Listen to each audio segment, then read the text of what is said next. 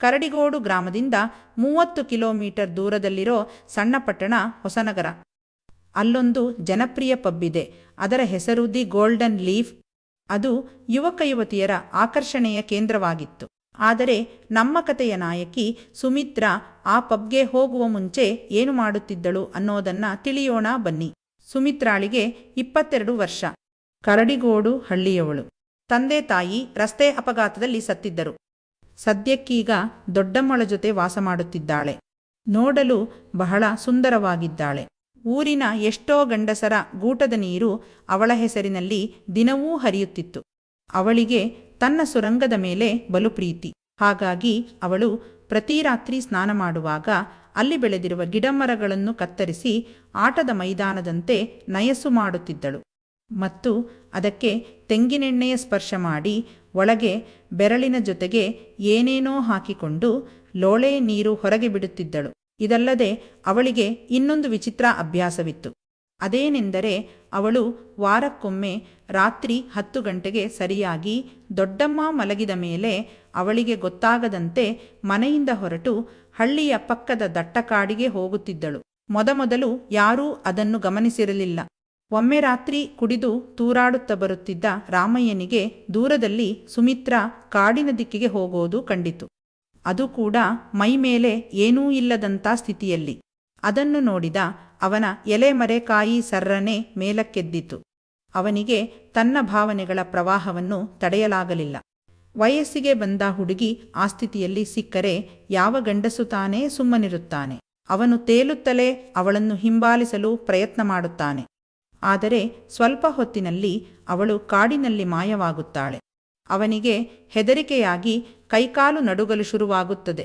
ಅದು ಯಾವುದೋ ಭೂತವೇ ಇರಬೇಕು ಅಂದುಕೊಂಡ ಕೂಡಲೇ ಅವನಿಗೆ ಬೆವರಿಳಿಯಲು ಶುರುವಾಗಿ ಕಾಲುಗಳು ಓಟ ಕೀಳುತ್ತವೆ. ಅಲ್ಲಿಂದ ಓಡಿದವನು ನಿಂತಿದ್ದು ಮನೆಗೆ ಬಂದ ಮೇಲೆ. ಅವನಿಗೆ ಕುಡಿದ ನಶೆಯೆಲ್ಲ ಇಳಿದು ಹೋಗಿರುತ್ತದೆ. ಮರುದಿನ ಅವನು ರಾತ್ರಿ ನೋಡಿದ್ದನ್ನು ಟೀಯಂಗಡಿಯಲ್ಲಿ ಎಲ್ಲರ ಬಳಿಯೂ ರಹಸ್ಯವಾಗಿ ಹೇಳಲು ಶುರುಮಾಡಿದ. ಸುಮಿತ್ರಾ ರಾತ್ರಿ 12 ಗಂಟೆಗೆ ಕಾಡೊಳಗೆ ಹೋಗ್ತಿದ್ಲು. ನಾನು ನನ್ನ ಕಣ್ಣಾರೆ ನೋಡಿದ್ದೇನೆ. ಯಾವ ಹುಡುಗಿ ಹೀಗೆ ಹೋಗೋಕೆ ಸಾಧ್ಯ? ಬಹುಶಃ ಅವಳ ಮೈಯಲ್ಲಿ ದೆವ್ವ ಸೇರಿರಬೇಕು ಅಂತ ಗುಟ್ಟಿನಲ್ಲಿ ಹೇಳುತ್ತಾನೆ. ಹೀಗೆ ಸುದ್ದಿ ಹರಡಿತು. ಜನರಲ್ಲಿ ಭಯ ಶುರುವಾಯಿತು. ಅವಳು ಮಾಟಗಾರ್ತಿ ಇರಬೇಕು, ಹಳ್ಳಿಗೆ ಕೇಡು ತರ್ತಾಳೆ ಅಂತ ಮಾತನಾಡಲು ಶುರುಮಾಡಿದರು. ಮಕ್ಕಳು ಅವಳನ್ನು ನೋಡಿ ಭಯದಿಂದ ಓಡಿ ಹೋಗುತ್ತಿದ್ದರು. ಹಿರಿಯರು ಅವಳ ಸಾನ್ನಿಧ್ಯದಿಂದ ದೂರವಿರುತ್ತಿದ್ದರು. ಆದರೆ ಅವಳ ಸ್ನೇಹಿತರಾದ ಲಕ್ಷ್ಮಿ ಮತ್ತು ಚಂದ್ರ ಇದನ್ನು ನಂಬಲಿಲ್ಲ. ಒಂದು ಗುರುವಾರ ರಾತ್ರಿ ಅವರು ಸುಮಿತ್ರಾಳನ್ನು ಹಿಂಬಾಲಿಸಲು ನಿರ್ಧರಿಸಿದರು. ಕತ್ತಲ ಕಾಡಿನಲ್ಲಿ 15 ನಿಮಿಷ ನಡೆದ ನಂತರ ಒಂದು ಸಣ್ಣ ತೆರೆದ ಪ್ರದೇಶದಲ್ಲಿ ಭಯಾನಕ ದೃಶ್ಯ ಕಂಡರು. ಸುಮಿತ್ರಾ ಮೈಮೇಲೆ ತುಂಡುಡುಗೆಯೂ ಇಲ್ಲದಂತೆ ನಿಂತಿದ್ದಳು. ಆದರೆ ಅವಳು ಒಂಟಿಯಾಗಿರಲಿಲ್ಲ. ಅವಳ ಸುತ್ತಲೂ 6-7 ದಪ್ಪದೇಹದ ಗಂಡಸರು ನಿಂತಿದ್ದರು. ಅವರ ಮೈಮೇಲೆ ಕೂಡ ಏನೂ ಇರಲಿಲ್ಲ. ಅವಳು ಅವರೆಲ್ಲರ ಸಾಮಾನನ್ನು ಸವರುತ್ತಾ ಸವಿಯುತ್ತಿದ್ದಳು. ನಂತರ ಅವಳು ಅಲ್ಲೇ ಬಂಡೆಯ ಮೇಲೆ ಮಲಗಿದಾಗ ಒಬ್ಬೊಬ್ಬರಾಗಿ ಬಂದು ಅವಳಿಗೆ ಮಾಡತೊಡಗಿದರು. ಅವಳು ಕಾಡೆ ತನ್ನದೆನ್ನುವಂತೆ ಆಹ್ಲಾದಕರವಾದ ದನಿಯಲ್ಲಿ ಕಿರುಚುತ್ತಿದ್ದಳು. ಅದನ್ನು ನೋಡುತ್ತಿದ್ದ ಚಂದ್ರನ ತಮ್ಮರಾಯ ಎದ್ದು ನಿಂತರೂ ಭಯದ ಅಲೆ ಅವನ ಮನಸ್ಸನ್ನು ಹೊಕ್ಕ ಮರುಕ್ಷಣವೇ ಅದು ಮುದುಡಿ ಹೋಯಿತು. ದೇವರೇ, ಇದೇನು ಕರ್ಮ ಅನ್ನುತ್ತಾ ಲಕ್ಷ್ಮಿ ಗೊಣಗಿದಳು. ಅಲ್ಲಿ ನಡೆಯುತ್ತಿರೋದು ವಿಚಿತ್ರವಾಗಿರೋದ್ರಿಂದ ಅವರು ಭಯದಿಂದ ಓಡಿ ಹೋದರು. ಮರುದಿನ ಇಡೀ ಹಳ್ಳಿ ಗುಸುಗುಟ್ಟಿತು. ನಾವು ನೋಡಿದ್ವಿ, ಮಾಟಗಾರರ ಗುಂಪು ಅವರೆಲ್ಲರೂ ಅವಳನ್ನು ಅನುಭವಿಸುತ್ತಾ ಯಾವುದೋ ದುಷ್ಟಶಕ್ತಿಯ ಬರುವಿಕೆಗೆ ಆಹ್ವಾನ ನೀಡುತ್ತಿದ್ದರು.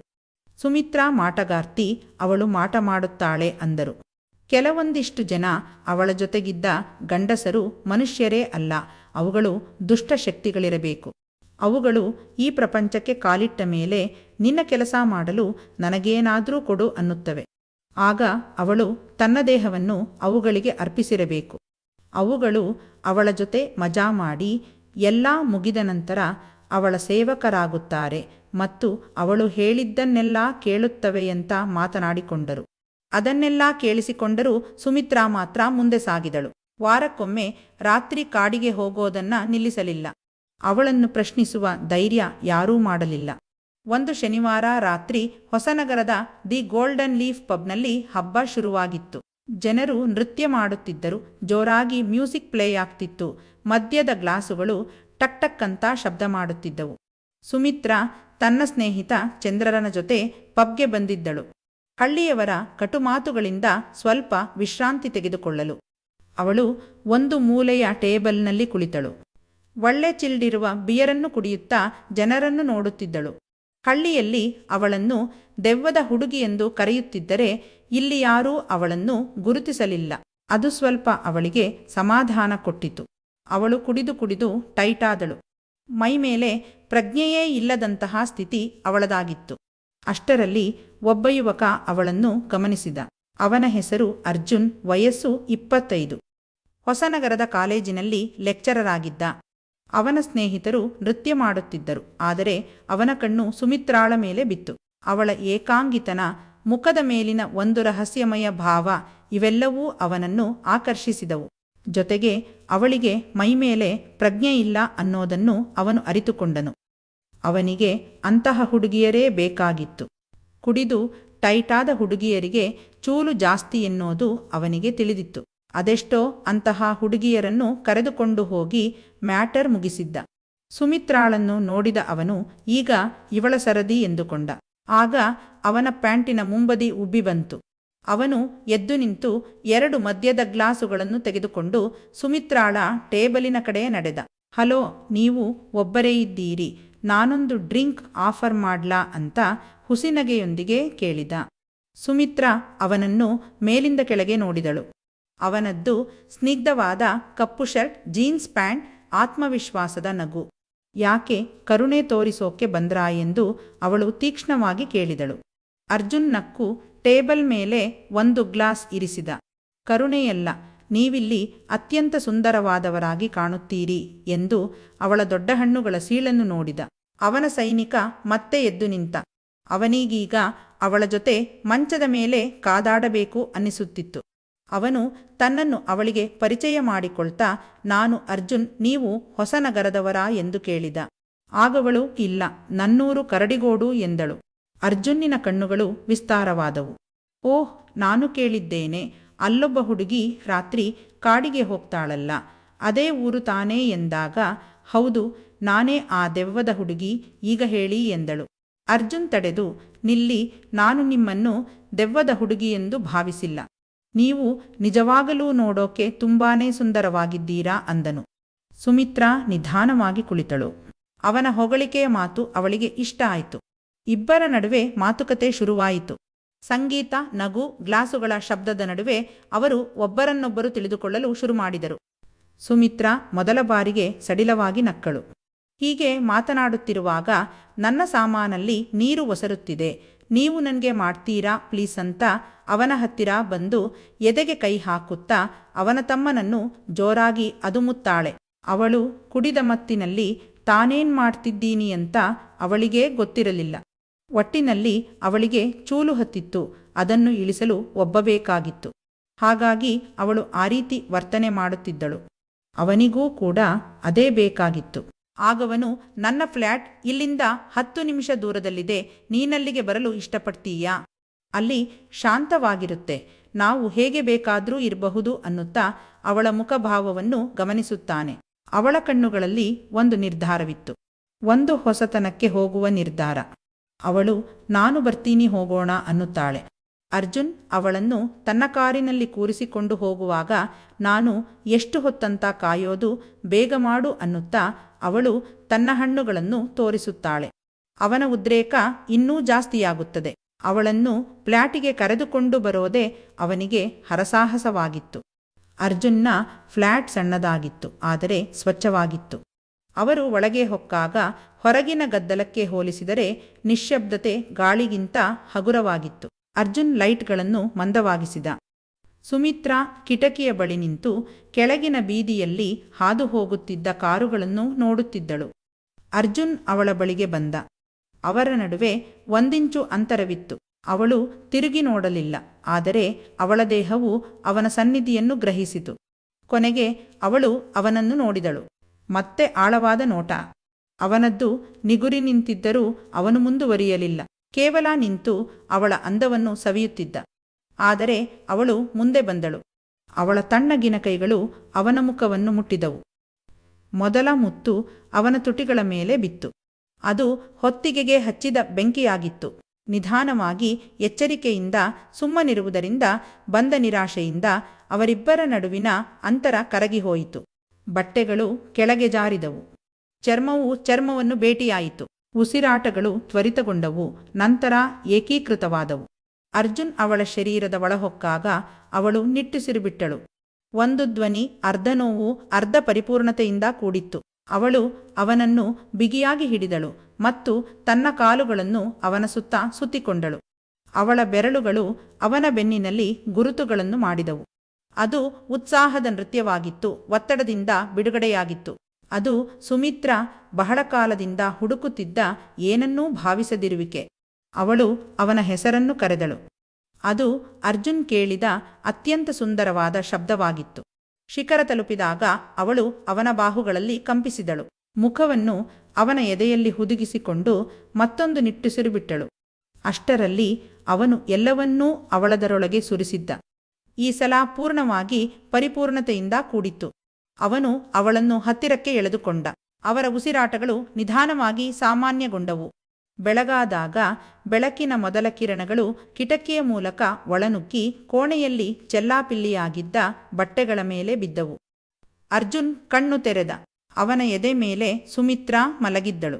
ಅವಳ ಕಪ್ಪು ಕೂದಲು ಅವನ ಎದೆಗೆ ಹರಡಿಕೊಂಡಿತ್ತು. ಅವಳ ಮುಖವು ನಿದ್ರೆಯಲ್ಲಿ ಸಂಪೂರ್ಣವಾಗಿ ಶಾಂತವಾಗಿತ್ತು. ಆಳವಾದ ಕಣ್ಣುಗಳ ಮೇಲೆ ರೆಪ್ಪೆಗಳು ಮುಚ್ಚಿಕೊಂಡಿದ್ದವು. ಅವಳ ತುಟಿಗಳ ಮೂಲೆಗಳಲ್ಲಿ ಒಂದು ಸಣ್ಣ ನಿರ್ವಿವಾದವಾದ ಮುಗುಳ್ನಗೆಯಿತ್ತು. ಅವಳ ಶರೀರವು ಸಡಿಲವಾಗಿ ನಂಬಿಕೆಯಿಂದ ಅವನ ಕೈಗಳ ಸುತ್ತ ಸುತ್ತಿಕೊಂಡಿತ್ತು. ಅವಳು ಬಹಳ ಸುಂದರವಾಗಿ ಕಾಣುತ್ತಿದ್ದಳು. ಆದರೆ ಅದಕ್ಕಿಂತ ಹೆಚ್ಚಾಗಿ ಅವಳು ಸಂಪೂರ್ಣವಾಗಿ ಶಾಂತಳಾಗಿ, ಸುರಕ್ಷಿತಳಾಗಿ ಕಾಣುತ್ತಿದ್ದಳು. ಆ ರಾತ್ರಿಯ ನಂತರದ ಅವಳ ಮುಖದ ಮೇಲಿನ ಆ ಶಾಂತಿಯನ್ನು ನೋಡಿ ಅರ್ಜುನಿನ ಹೃದಯ ಭಾವನೆಗಳಿಂದ ತುಂಬಿ ತುಳುಕಿತು. ಇದು ಕೇವಲ ಶಾರೀರಿಕ ಸಂಬಂಧವಾಗಿರಲಿಲ್ಲ. ಇನ್ನೂ ಏನೆಂದು ಅವನಿಗೆ ಗೊತ್ತಿರಲಿಲ್ಲ, ಆದರೆ ಅದು ಏನೋ ಮಹತ್ವದ್ದಾಗಿತ್ತು. ಅವನು ಮೆಲ್ಲನೆ ಅವಳ ಕೂದಲನ್ನು ಹಿಂಗಿಸಿದ. ಸುಮಿತ್ರಾ ಗುಣುಗಿದಳು. ಅವಳ ಕಣ್ಣುಗಳು ಮೆಲ್ಲನೆ ತೆರೆಯುತ್ತಿದ್ದಂತೆ ತನ್ನ ಪಕ್ಕದಲ್ಲಿ ನಿರ್ವಸ್ತ್ರವಾಗಿ ಮಲಗಿದ್ದ ಹುಡುಗನನ್ನು ನೋಡಿ ಶಾಕಾದಳು. ಯಾರೋ ನೀನು ನನ್ಗೆ ಏನ್ಮಾಡ್ದೆ ಅಂತ ಜೋರಾಗಿ ಕಿರುಚಿದಳು. ಮತ್ತು ತನ್ನ ಮೈ ಮೇಲೆ ಏನೂ ಇಲ್ಲ ಅಂತ ಗೊತ್ತಾಗಿ ಅಲ್ಲೇ ಇದ್ದ ಹೊದಿಕೆಯನ್ನು ಎಳೆದು ತನ್ನ ಮೈಗೆ ಸುತ್ತಿಕೊಂಡಳು. ಅವಳಿಗೆ ಅಲ್ಲಿ ನಡೆದಿದ್ದು ಯಾವುದೂ ನೆನಪಿರಲಿಲ್ಲ. ಆದರೆ ತನ್ನ ಹೂವು ನೋಯುತ್ತಿರೋದನ್ನ ಗಮನಿಸಿ ನಿನ್ನೆ ರಾತ್ರಿ ಅವನು ನನ್ನೊಳಗೆ ಹಾಕಿ ಊರು ಬಾಗಿಲು ಮಾಡಿದ್ದಾನೆ ಅಂದುಕೊಂಡು ನೊಂದಳು. ಮತ್ತೆ ಸಿಡಿದೆದ್ದು ಅವನಿಗೆ ಜೋರಾಗಿ ಬೈಯಲು ಶುರು ಮಾಡಿದಳು. ಆಗ ಅರ್ಜುನ್ ಇದರಲ್ಲಿ ನಂದೇನೂ ತಪ್ಪಿಲ್ಲ, ಬೇಕಿದ್ರೆ ನೋಡು ಅಂತ ಅವಳಿಗೆ ಮಾಡುವ ಮುಂಚೆ ತೆಗೆದ ವಿಡಿಯೋ ತೋರಿಸುತ್ತಾನೆ. ಅದರಲ್ಲಿ ಅವಳು ತಾನಾಗಿಯೇ ಅವನನ್ನು ಮಾಡುವಂತೆ ಒತ್ತಾಯ ಮಾಡುತ್ತಿರುತ್ತಾಳೆ. ಜೊತೆಗೆ ಅರ್ಜುನ್ ನಿನಗೆ ಒಪ್ಪಿಗೆ ಇದೆಯಲ್ವಾ ಅಂತ ಕೇಳಿದ್ದಕ್ಕೆ ಹೌದು, ಬೇಗ ಬಂದು ಮಾಡುವಂತೆ ಹೇಳಿರುತ್ತಾಳೆ. ಆ ವಿಡಿಯೋ ನೋಡಿದ ಅವಳಿಗೆ ತಪ್ಪು ತನ್ನದೇ ಅಂತ ಗೊತ್ತಾಗುತ್ತದೆ. ನಾನಷ್ಟು ಕುಡಿಬಾರದಿತ್ತು ಅಂದುಕೊಳ್ಳುತ್ತಾಳೆ. ಮತ್ತು ಅವನ ಬಳಿ ನೀನು ಒಳಗೆ ಬಿಟ್ಯಾ ಇಲ್ಲ ಹೊರಗೆ ಬಿಟ್ಯಾ ಅಂತ ಕೇಳ್ತಾಳೆ. ಆಗ ಅರ್ಜುನ್ ನಿನ್ನ ಅಂದವನ್ನು ಸವಿಯುತ್ತಾ ಮೈಮರೆತು ನಿನ್ನ ಹೂವಿನಾಳದಲ್ಲಿ ಬಿಟ್ಟೆ ಅನ್ನುತ್ತಾನೆ. ಅವಳು ಮೆಲ್ಲನೆ ಎದ್ದು ಹೊದಿಕೆಯನ್ನು ಎಸೆದಳು. ಅರ್ಜುನ್ ಅವಳನ್ನು ನೋಡುತ್ತಾ ಬೆಳಕಿನಲ್ಲಿ ಅವಳ ಶರೀರದ ರೇಖೆಗಳು ಹೇಗೆ ಗೋಚರಿಸುತ್ತೆ ಅನ್ನೋದನ್ನ ಗಮನಿಸುತ್ತಿದ್ದ. ಅವಳು ನಾಚಿಕೆ ಪಡದೆ ನೆಲದ ಮೇಲೆ ಚೆಲ್ಲಾಡಿದ್ದ ತನ್ನ ಬಟ್ಟೆಗಳನ್ನು ಎತ್ತಿಕೊಂಡಳು. ಅವಳು ಅವುಗಳನ್ನು ಧರಿಸುತ್ತಿದ್ದಂತೆ ಅರ್ಜುನ್ ಅವಳನ್ನು ನೋಡುತ್ತಲೇ ಇದ್ದ. ಅವನು ಅವಳೊಂದಿಗೆ ಹಂಚಿಕೊಂಡಿದ್ದ ಆ ರಹಸ್ಯವಾದ ಸುಂದರ ಕ್ಷಣಗಳನ್ನು ನೆನಪಿಸಿಕೊಳ್ಳುತ್ತಿದ್ದ. ಅವಳು ತಯಾರಾಗುತ್ತಿದ್ದಂತೆ ನಿನ್ನ ನಂಬರ್ ಕೊಡ್ತೀಯಾ ಅಂತ ಕೇಳಿದ. ಸುಮಿತ್ರಾ ನಿಂತು ಅವನನ್ನು ನೋಡಿದಳು. 1 ಸೆಕೆಂಡ್ ಮಾತ್ರ ಅನಿಶ್ಚಿತತೆ. ನಂತರ ನಂಬರನ್ನು ಅವನ ಮೊಬೈಲಿನಲ್ಲಿ ಸೇವ್ ಮಾಡಿದಳು. ನಂತರ ಅವಳು ಹೊರಟು ಹೋದಳು. ಕೋಣೆಯಲ್ಲಿ ಅವಳ ಸುಗಂಧ ದ್ರವ್ಯದ ನಿಶ್ಚಲವಾದ ವಾಸನೆ ಉಳಿದುಕೊಂಡಿತು. ಅರ್ಜುನ್ ಕಿಟಕಿಯ ಬಳಿಗೆ ಹೋಗಿ ಅವಳು ಕೆಳಗೆ ಹೋಗಿ ಟ್ಯಾಕ್ಸಿ ಹತ್ತೋದನ್ನ ನೋಡಿದ. ಅವಳು ತಲೆ ಮೇಲೆ ಮಾಡಿ ಅವನನ್ನು ನೋಡಿದಳು ಮತ್ತು ಒಂದು ಪ್ರಕಾಶಮಾನವಾದ ನಗೆಯನ್ನು ನೀಡಿದಳು. ನಂತರ ಅವಳು ಹೊರಟು ಹೋದಳು. ಇದಾದ ನಂತರ ಅರ್ಜುನ್ ಮತ್ತು ಸುಮಿತ್ರಾ ಪ್ರೀತಿಯಲ್ಲಿ ಆಳವಾದರು. ಆದರೆ ಹಳ್ಳಿಯಲ್ಲಿ ಸುಮಿತ್ರಾಳ ವಿರುದ್ಧ ವಿರೋಧ ಹೆಚ್ಚಾಯಿತು. ಒಂದು ದಿನ ಹಳ್ಳಿಯ ಹಿರಿಯರು ಅರ್ಜುನ್ಗೆ ಎಚ್ಚರಿಕೆ ನೀಡಿದರು. ಅರ್ಜುನ್, ನೀನು ಒಳ್ಳೆಯ ಹುಡುಗ, ಆದರೆ ಸುಮಿತ್ರಾಳನ್ನು ಬಿಟ್ಟುಬಿಡು. ಅವಳು ರಾತ್ರಿ ಕಾಡಿನಲ್ಲಿ 6-7 ಗಂಡಸರ ಜೊತೆ ಮಾಡಿಸಿಕೊಳ್ಳೋದನ್ನ ನಮ್ಮೂರಿನ ಕೆಲವರು ನೋಡಿದ್ದಾರೆ ಅನ್ನುತ್ತಾರೆ. ಅದನ್ನು ಕೇಳಿದ ಅರ್ಜುನ್ ಕೋಪಗೊಂಡು, ನಿಲ್ಲಿಸಿ, ಸುಮಿತ್ರಾ ತುಂಬಾ ಒಳ್ಳೆಯವಳು. ನಾನವಳನ್ನು ತುಂಬಾ ಪ್ರೀತಿಸುತ್ತೇನೆ ಮತ್ತು ನಂಬುತ್ತೇನೆ ಅಂದನು. ಆ ರಾತ್ರಿ ಸುಮಿತ್ರಾ ಅರ್ಜುನನ್ನು ಸತ್ಯ ಹೇಳ್ತೀನಿ ಬನ್ನಿ ಅಂತ ಕಾಡಿನೊಳಗೆ ಕರೆದುಕೊಂಡು ಹೋದಳು. ಅಲ್ಲಿ 6-7 ಮಂದಿ ಗಂಡಸರು ಕಾಯುತ್ತಿದ್ದರು. ಆದರೆ ಈ ಬಾರಿ ಅರ್ಜುನ್ ಹತ್ತಿರದಿಂದ ನೋಡಿದ. ಅವರು ಗ್ರಾಮಸ್ಥರೇ ಆಗಿದ್ದರು. ಅವರೆಲ್ಲರೂ ಸುಮಿತ್ರಾಳನ್ನು ಗೌರವದಿಂದ ನೋಡುತ್ತಿದ್ದರು. ಇವರು ನನ್ನ ರಹಸ್ಯ ಗುಂಪು ಎಂದು ಸುಮಿತ್ರಾ ವಿವರಿಸಿದಳು. ನಾವಿಲ್ಲಿ ಗ್ರಾಮದ ಕಳ್ಳರು ಹೊಡೆದು ಹಾಕಿದ ಹಸು, ನಾಯಿ, ಕೋಳಿಗಳನ್ನು ರಕ್ಷಿಸುತ್ತೇವೆ. ಈ ಕಾಡಿನಲ್ಲಿ ಅವುಗಳಿಗೆ ರಹಸ್ಯ ಆಶ್ರಯದ ಮನೆ ಮಾಡಿದ್ದೇವೆ. ಯಾರಿಗೂ ಗೊತ್ತಾಗದಂತೆ ರಾತ್ರಿ ಬರುತ್ತೇವೆ ಅಂದಳು. ಅರ್ಜುನ್ ಆಶ್ಚರ್ಯಚಕಿತನಾದ. ಆಗ ಒಬ್ಬ ಗಂಡಸು ಮುಂದೆ ಬಂದು, ಸುಮಿತ್ರಾ ನಮ್ಮ ನಾಯಕಿ. ಅವಳು ಈ ಕೆಲಸಕ್ಕಾಗಿ ತನ್ನ ಹೆಸರನ್ನು ಹಾಳು ಮಾಡಿಕೊಂಡಳು. ಜನರು ನಮ್ಮ ರಹಸ್ಯ ತಿಳಿದರೆ ಕಳ್ಳರು ಆಶ್ರಯದ ಮನೆ ನಾಶ ಮಾಡಬಹುದೆಂದು ಹೆದರಿ ನಾವೇನನ್ನೂ ಹೇಳಲಿಲ್ಲ ಅಂದರು. ಸುಮಿತ್ರಾ ಅರ್ಜುನ್ನ ಕೈ ಹಿಡಿದು, ನನ್ನ ಮೇಲೆ ದೆವ್ವ ಬಂದಿದೆಯೆಂದು ಹೇಳಿದಾಗಲೆಲ್ಲ ನನಗೆ ನಗು ಬರುತ್ತಿತ್ತು. ಆದರೆ ಈ ಪ್ರಾಣಿಗಳು ಸುರಕ್ಷಿತವಾಗಿರೋದನ್ನ ನೋಡಿ ನಾನು ಸಮಾಧಾನ ಮಾಡಿಕೊಳ್ಳುತ್ತಿದ್ದೆ ಅಂದಳು. ಅರ್ಜುನ್ಗೆ ಸುಮಿತ್ರಾಳ ಮೇಲೆ ಹೆಮ್ಮೆಯಾಯಿತು. ಆದರೂ ರಾಮಯ್ಯ, ಲಕ್ಷ್ಮಿ ಮತ್ತು ಚಂದ್ರ ಯಾಕೆ ಆ ರೀತಿ ಹೇಳಿದರೆಂದು ಗೊತ್ತಾಗಲಿಲ್ಲ ಅಂದನು. ಆಗ ಅವಳು ರಾಮಯ್ಯನಿಗೆ ಕುಡಿದು ಜಾಸ್ತಿಯಾಗಿ ನನ್ನ ಮೈ ಮೇಲೆ ಬಟ್ಟೆಯಿಲ್ಲದಂತೆ ತೋರಿರಬಹುದು, ಆದರೆ ಲಕ್ಷ್ಮಿ ಮತ್ತು ಚಂದ್ರ ಬೇಕಂತಲೇ ನನ್ನ ಮೇಲೆ ಆಪಾದನೆ ಹೊರಿಸಿದ್ದಾರೆ. ಅವರಿಗೆ ನನ್ನ ಮೇಲೆ ತೀವ್ರ ಹೊಟ್ಟೆ ಕಿಚ್ಚಿತ್ತು. ನಾನದನ್ನು ಅವರಲ್ಲಿ ನೇರವಾಗಿ ಕೇಳಿದಾಗ ಅವರು ತಪ್ಪೊಪ್ಪಿಕೊಂಡರು ಅಂತ ಹೇಳುತ್ತಾಳೆ. ಈಗ ಅರ್ಜುನ್ಗೆ ಅವಳ ಮೇಲಿದ್ದ ಸಂಶಯ ಹೊರಟು ಹೋಗಿ ಅವಳು ಸೀತೆಯಷ್ಟೇ ಪವಿತ್ರಳನ್ನೋದು ಗೊತ್ತಾಗುತ್ತದೆ. ನಂತರ ಅವರು ಒಟ್ಟಿಗೆ ಗ್ರಾಮಕ್ಕೆ ಹಿಂತಿರುಗಿದರು. ಮರುದಿನ ಅರ್ಜುನ್ ಹಳ್ಳಿಯ ಜನರನ್ನು ಒಟ್ಟಿಗೆ ಕರೆದು ಎಲ್ಲವನ್ನೂ ವಿವರಿಸುತ್ತಾನೆ. ಮೊದಲು ಜನರಿಗೆ ನಂಬಲಾಗಲಿಲ್ಲ. ಆದರೆ ಅರ್ಜುನ್ ಅವರನ್ನು ಕಾಡಿಗೆ ಕರೆದುಕೊಂಡು ಹೋಗಿ ಅಲ್ಲಿರುವ ರಹಸ್ಯ ಆಶ್ರಯದ ಮನೆಯಲ್ಲಿ 15 ಹಸುಗಳು, 8 ನಾಯಿಮರಿಗಳು ಮತ್ತು 20 ಕೋಳಿಗಳು ಸುರಕ್ಷಿತವಾಗಿರೋದನ್ನ ತೋರಿಸುತ್ತಾನೆ. ಅದನ್ನು ನೋಡಿದ ಹಳ್ಳಿಯವರು ತಲೆ ತಗ್ಗಿಸಿದರು. ಇನ್ನು ಮುಂದೆ ನಾವೆಲ್ಲರೂ ಒಟ್ಟಾಗಿ ಈ ಕೆಲಸ ಮಾಡೋಣ ಅಂದರು. ಅರ್ಜುನ್ ಸುಮಿತ್ರಾಳ ಕೈ ಹಿಡಿದ. ಅವರ ಮದುವೆಯಲ್ಲಿ ಜನರು ಸಂತೋಷದಿಂದ ಜಯಕಾರ ಕೂಗಿದರು. ಕರಡಿಗೋಡು ಹಳ್ಳಿಯಲ್ಲಿ ದೆವ್ವದ ಕತೆ ಮುಗಿದು ನಿಜವಾದ ಹೀರೋಯಿನ್ ಕತೆ ಶುರುವಾಗಿತ್ತು. ರಾತ್ರಿ ಕಾಡಿಗೆ ಹೋಗೋದು ಈಗ ಹಳ್ಳಿಯ ಜನರ ಜೀವನ ಶೈಲಿಯ ಭಾಗವಾಗಿತ್ತು. ಕರ್ನಾಟಕದ ಪ್ರಸಿದ್ಧ ಜ್ಯೋತಿಷ್ಯರು ಪಂಡಿತ್ ಶ್ರೀ ಅಮರ್ನಾಥ್ ಭಟ್ ಪ್ರೀತಿ ಪ್ರೇಮ ವಿಚಾರ, ಹೆಣ್ಣು ಅಥವಾ ಗಂಡು ವಶೀಕರಣ, ಇನ್ನು ನಿಮ್ಮ ಯಾವುದೇ ಕಠಿಣ ಸಮಸ್ಯೆಗಳಿಗೆ ಕೆಲವೇ ನಿಮಿಷಗಳಲ್ಲಿ ನಾಗಸಾಧುಗಳಿಂದ ಶಾಶ್ವತ ಪರಿಹಾರ. ಶತಸಿದ್ಧ ಪರಿಹಾರದಲ್ಲಿ ಓಪನ್ ಚಾಲೆಂಜ್. ಹಿಂದೆ ಸಂಪರ್ಕಿಸಿ 9980635647.